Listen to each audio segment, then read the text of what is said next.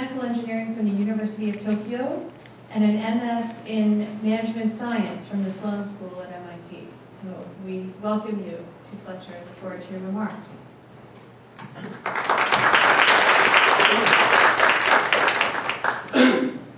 Thank you. Well, actually, I've been involved with the nuclear business over 30 years, so I'm completely a nuclear guy.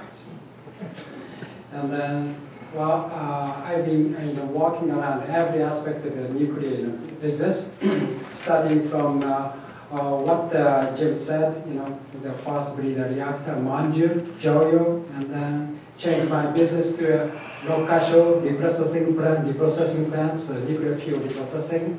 And then, because of the so-called renaissance of nuclear plant, I was changed to the light water reactors. So my current business is it's a light water reactor, particularly BWR. And then,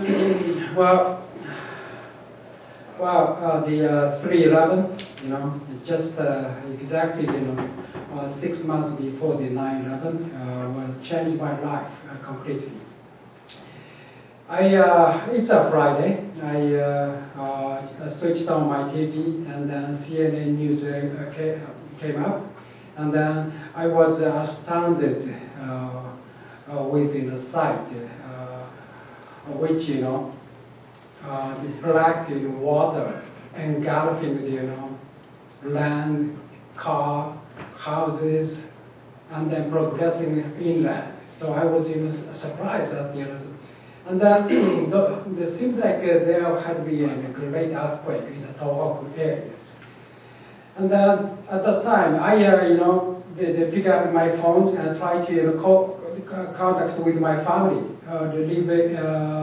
who are living in the nearby Tohoku area. So but because of the total disruption of the communication, I could not get in contact with my family until the evening of Sunday. So starting from Monday, Friday morning, and then evening of Sunday, I was completely anxious about my safety of my family. And then I heard, if I thought back at this time, the nuclear melt already started. But the announcement came from later in maybe 1 month or 2 months later. But because of the phenomenon of radioactivity, at this time, already nuclear meltdown started. So my presentation mainly for the Fukushima Daiichi accident, and then because of my business, how does Fukushima may or may not change the global business of the nuclear power plant. This is my subject. Well, lessons and learned. First, I will outline the accident, and then the lessons learned, and then Japanese path forward, and then switch the gear, and then talk about the nuclear power program in the global marketplace, and then particularly on the nuclear at the United States, and then summarize my presentation. Well, accident happened right here, magnitude 9.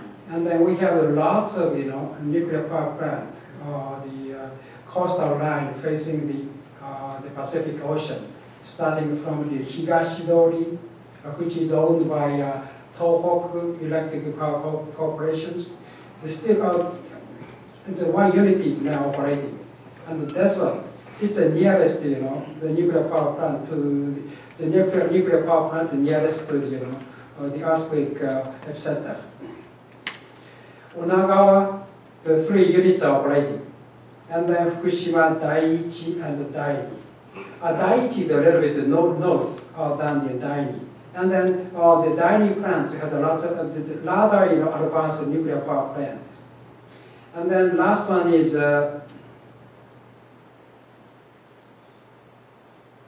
Last one is a Tokai Daini, which is a 1 unit operating in this site. And then the Fukushima site is 5 units, no, 6 units site. And then starting from 1 to 4, it's the oldest design, which Jim was saying, designed by GE. And then, we internalize the technologies, and then, gradually the Japanese portion increased. And then, by the end of this unit, number 4, we completely design and build a nuclear power plant.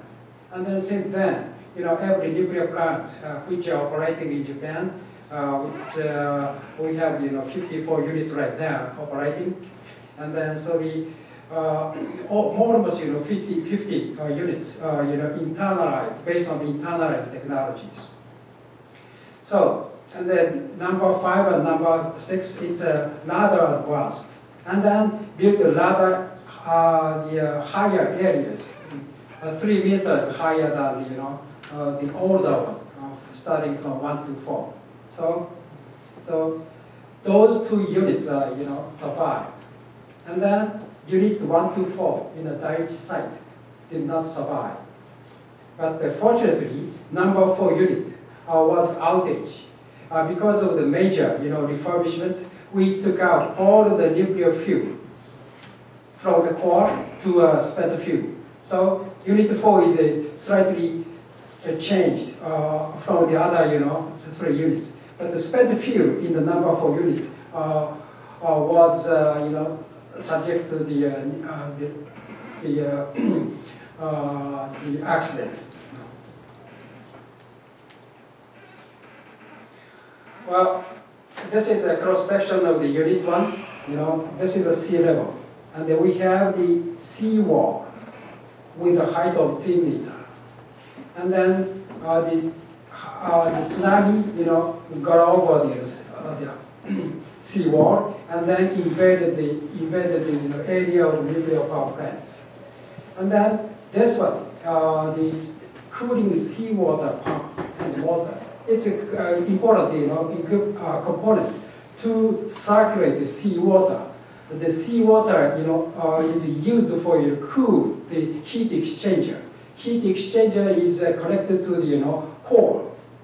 So if those pump are damaged, we may lose the heat sink. This is the one. And then turbine areas, we have critical components, emergency diesel areas, and then this is located under the ground. This is at ground level. So the water, which got over the seawall, invaded in the plant areas, and then invaded in the plant, and then destroyed electric equipment and emergency diesel generators. So this is another the point. We lost the cooling source.